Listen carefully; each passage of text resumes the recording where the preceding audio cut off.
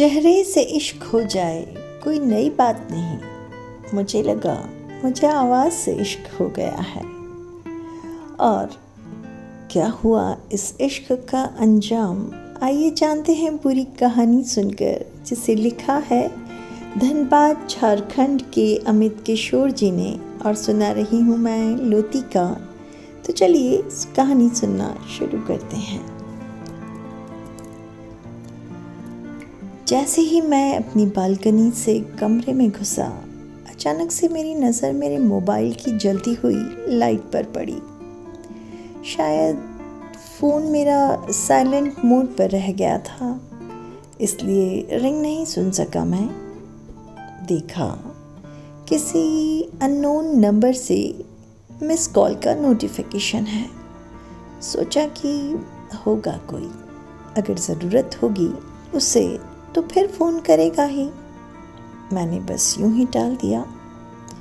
जब बहुत देर तक कोई दोबारा रिस्पॉन्स नहीं मिला तो मैंने खुद से कॉल बैक किया।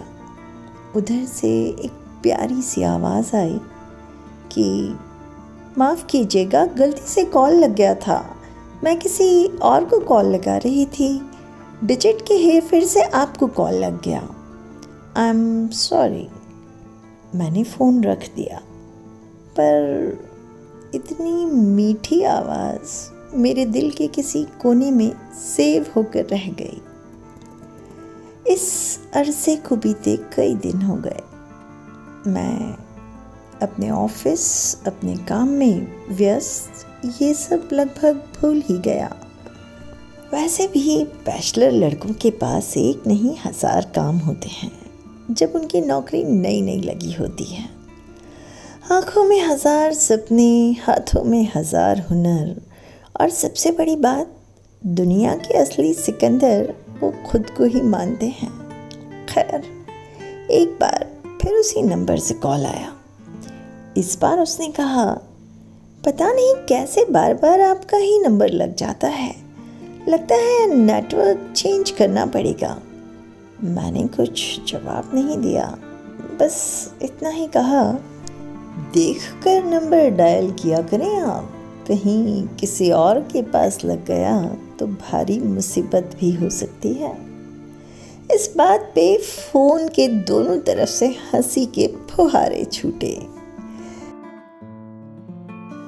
चेहरे से इश्क हो जाए कोई नई बात नहीं। मुझे लगा मुझे आवाज़ से इश्क हो गया है, और जिसकी आवाज़ इतनी प्यारी है, बेशक उसका चेहरा नूरानी ही होगा।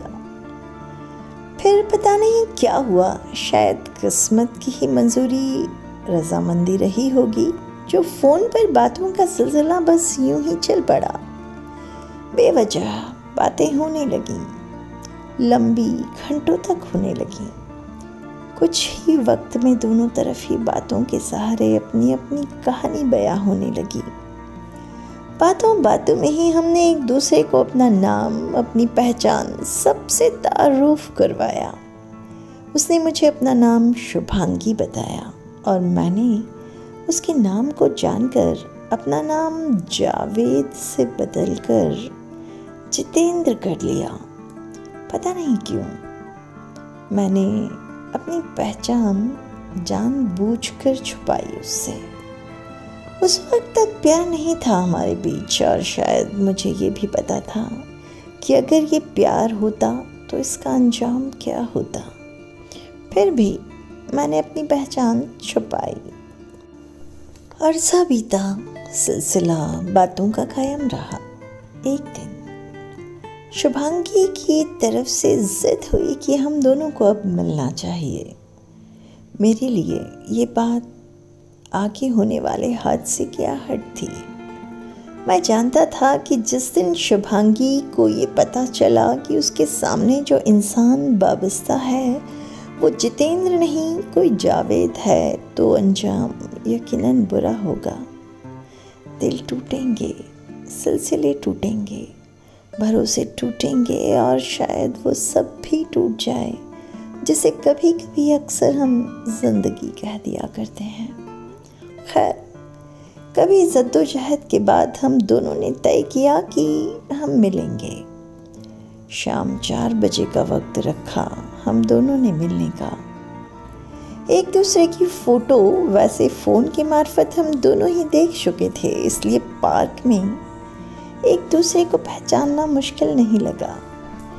नीले सूट में क्या बाकमाल लग रही थी शुभांगी। मन तो किया दुनिया जहान और समाज को ताक पर रख कर अभी निकाह कर लूं शुभांगी से। खैर, तसव्वुर की कोई हद नहीं होती। हम मिले, मुस्कुराए, कोई ख़ास बातें नहीं की। बातें तो बस फ़ोन के लिए ही होती थीं। नज़र भर देखने का एहसास, मौका था ये मिलना। घंटे 1.5 घंटे के बाद हम अलग अलग अपने अपने रास्ते पर चल दिए। वापस आकर मुझे अफसोस से ज़्यादा गुस्सा आ रहा था। समाज में हमारे जो मज़हब को लेकर एक दीवार है, उसे तोड़ने का मन तो था लेकिन हिम्मत नहीं थी।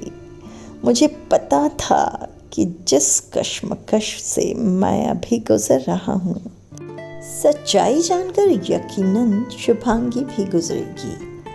हो सकता है उसे मैं फरेबी, धोखेबाज, जाहिल लगूं, पर कहीं ना कहीं उसे भी प्यार की हसरत रही होगी मेरे लिए। जावेद के लिए न सही, जितेंद्र के लिए। सच कहूँ तो हिम्मत न कर पा रहा था मैं इस अनजान से अनोखे रिश्ते को आगे कायम रख सकूं। मुझे अंजाम पता था। आगाज़ ही एक झूठ के साथ अगर हो तो अंजाम कभी भी खुशियों भरी हासिल नहीं हो सकती। मैंने फैसला किया, अब से शुभांगी की फ़ोन कॉल का कभी जवाब नहीं दूंगा। चाहे जो भी हो जाए, उसकी आंखों में जो मैंने सच्चाई देखी, उसके साथ अब रुसवाई मुझे गवारा नहीं थी। शुभांगी ने कई बार कोशिश की मुझसे बात करने की। मैंने उसे उसके एहसास को भुला दिया, ये सोचकर कि वक्त का मरहम सब ठीक कर देगा।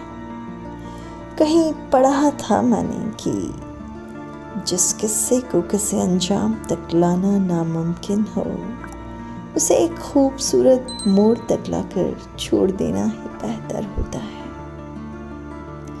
तो दोस्तों, कैसी लगी आपको ये कहानी? एक कमेंट छोड़कर ज़रूर बताएं। जुड़े रहें मेरे साथ। चैनल को सब्सक्राइब करते हुए फॉलो करें मुझे इंस्टाग्राम, फेसबुक पेज और वेबसाइट पर।